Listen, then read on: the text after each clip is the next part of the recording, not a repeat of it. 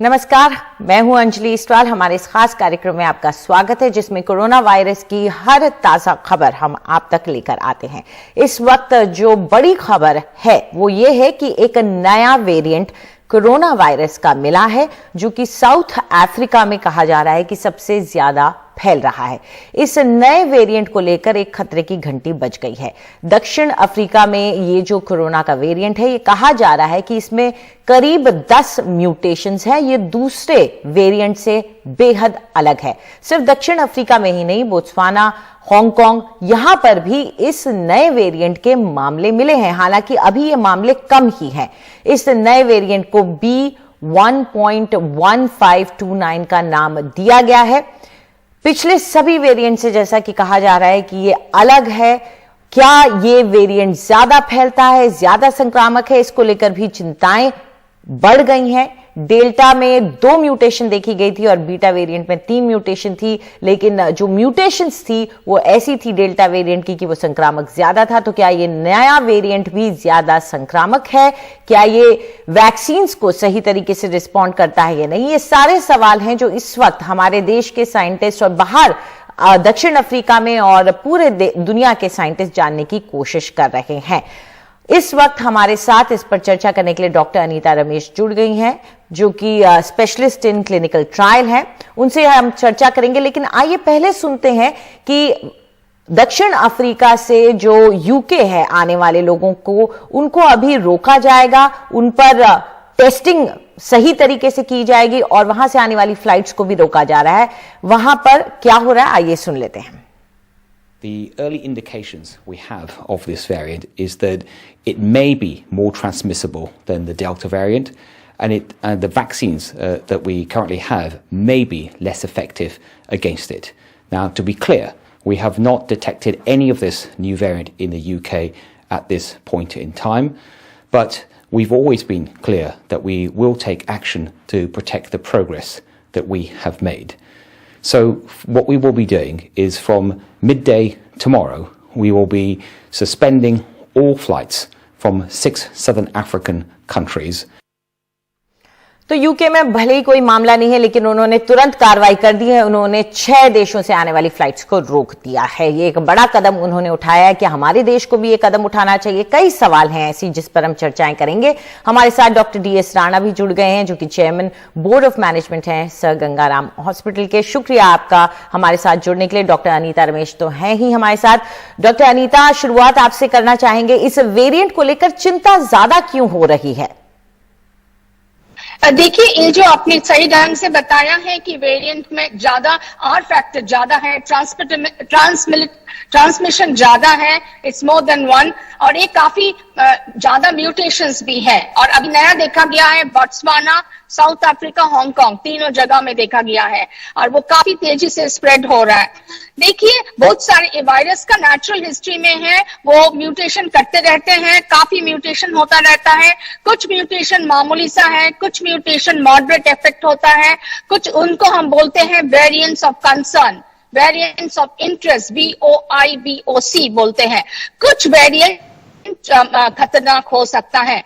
अभी जो हमारे पास पब्लिक डोमेन में जो डेटा है एंड CDC में जो डेटा आया है, उसमें दिखाई दिया है इनका इन्फेक्टिविटी रेट ज्यादा है, बट एक प्रूफ नहीं हुआ कि बहुत खतरनाक वायरस है। So at this point of time, we cannot tell what the virus is going to do. But yes, it's a variant of concern, variant of interest. हमको एकदम गार्ड्स नहीं लूज करना है। We have to be aware, सतर्क होना चाहिए। और जो इंटरनेशनल बॉर्डर से south Africa,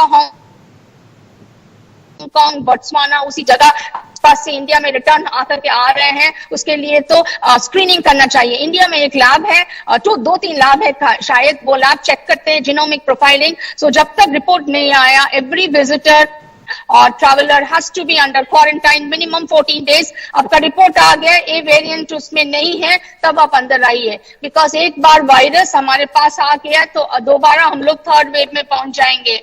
as you know, we are in endemic phase. India is the first country endemic phase. Means इसमें क्या होता है कि हमारे साथ वायरस है, केसेस है, मौत भी हो रहा है, but it is not spreading fast. We have developed some inherent immunity, we have vaccinated कर चुके हैं, तो एक स्टेबल लेवल में आ गए. सो इसी से हमको गिरना नहीं चाहिए. बिल्कुल. तो इसी से रिस्ट्रिक्शन टू ट्रैवलर्स. बिल्कुल. और डॉक्टर राणा, क्योंकि ये भी कहा जा रहा है कि साउथ अफ्रीका में इतनी तेजी से फैला कि पॉजिटिविटी रेट 1 से सीधा 30% हो गया महज एक हफ्ते के अंदर. तो इसका मतलब ये है कि क्योंकि अभी हमारा पॉजिटिविटी रेट भी काफी लो है, तो क्या कदम उठाए जा सकते हैं सरकारों की तरफ से या लोगों की तरफ से कि इस वक्त ये जो वेरिएंट है इससे हम बच जाए?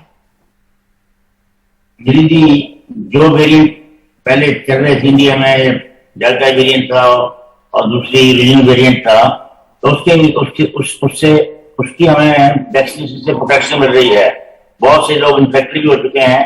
तो ओवरऑल जैसे नीता जी ने बताया कि काफी इम्यूनिटी बढ़ गई है. जो प्रेजेंट वायरस है इसकी काफी स्लो स्प्रेड है, उसमें हमें ढीली बरतनी चाहिए. उसमें भी जो कुछ क्वेश्चन उठ रहे हैं कि टेस्टिंग जारी रहनी चाहिए. और जब नए वेरिएंट आते रहेंगे, जब तक वैक्सीनेशन सारे वर्ल्ड में नहीं होगी तो नए वेरिएंट कहीं ना कहीं पैदा होंगे. दक्षिण अफ्रीका में एक नया वेरिएंट आया है कि किसी भी देश में जा सकता है, हमारे देश में भी आ सकता है यदि हम प्रॉपर प्रिकॉशन नहीं लेंगे. और जब वो आएगा उससे वैक्सीनेशन से प्रोटेक्शन मिल रही है नहीं मिल रही है उसका हमें पता नहीं है. तो इसलिए सरकार को पूरे वो प्रिकॉशन लेनी होगी कि जो भी दक्षिण अफ्रीका से आ रहे हैं या जा रहे हैं उनको जैसे भी क्वारंटीन की व्यवस्था बताई गई जिससे इन्फेक्शन नया वेरिएंट यहाँ नहीं घुस सके या नहीं स्प्रेड कर सके, वो करना बहुत जरूरी हो जाएगा. जी बिल्कुल. मेरे ख्याल में अब गवर्नमेंट ऑफ इंडिया को और सारे वर्ल्ड को ही कॉशन करेगी. जी डॉक्टर चंद्रा, ये जो नया वेरिएंट है इसका ट्रांसमिसिबिलिटी तो ज्यादा है ये कह रहे हैं और ये जल्दी पता भी चल जाता है, लेकिन वैक्सीन को कितना ये इवेड कर सकता है या उससे कितना बच सकता है वैक्सीन के असर से, ये जानने में वक्त लगेगा शायद. यस, अभी तो बता नहीं सकेंगे इफेक्टिविटी कितना है वैक्सीन के ऊपर, क्योंकि काफी तरीका का वैक्सीन से कौन सही ढंग से इसके ऊपर काम करेगा, for which we have to wait. At this point हम लोग बता नहीं सकेंगे वेदर वैक्सीन इज इफेक्टिव और not. We have to wait and see कितना खतरनाक है, how severe is the infection, vaccinated आदमी के ऊपर कितना तेज से इन्फेक्शन हुआ, then only we can get, but at least 1 or 2 months लगेगा रिपोर्ट देने के लिए कि कितना इफेक्टिव है वैक्सीन इस स्ट्रेन के ऊपर. बट एक बात हम बताना चाहते हैं, हमारे देश में जो इनएक्टिवेटेड वैक्सीन है जैसे कोवैक्सीन है, ये पूरा वायरस के ऊपर वैक्सीन बना है. तो ये vaccine most of the times जैसे कोवैक्सीन डेल्टा स्ट्रेन के ऊपर भी काम किया. We are thinking positive it might be acting well on this new strain also. So that is just a hope, but at this point of efficacy on vaccine ये नया strain के ऊपर के बारे में ज्यादा जानकारी हम लोग का नहीं है. जी बिल्कुल. डॉक्टर राणा, ये भी चर्चा चल रही थी क्योंकि मैं सारे जो लीडिंग साइंटिस्ट है उनके ट्वीट्स भी देख रही थी सुबह से, कह रहे हैं कि ये जो है वायरस का स्ट्रेन ये ऐसे इलाके में पनपा है जो सबसे घनत्व वाला, सबसे हाई डेंसिटी का प्रोविंस है, राज्य है उनका, और कह रहे हैं कि हो सकता है किसी इम्यूनो कॉम्प्रोमाइज इंसान के अंदर ये बना हो. तो क्या ये वजह क्या रहती है, क्यों वायरस इस तरह से रंग बदलता है, इस तरह से रूप बदलता है और इतना ज्यादा कैसे बदल सकता है? जब भी वायरस को फ्लरिश करने के लिए मीडिया मिलेगा, कल्चर मिलेगी, कल्चर वगैरह लोग अनवैक्सीनेटेड हैं, अनअपोज हैं और वीक हैविंग और वीक उनकी इम्यूनिटी वीक है,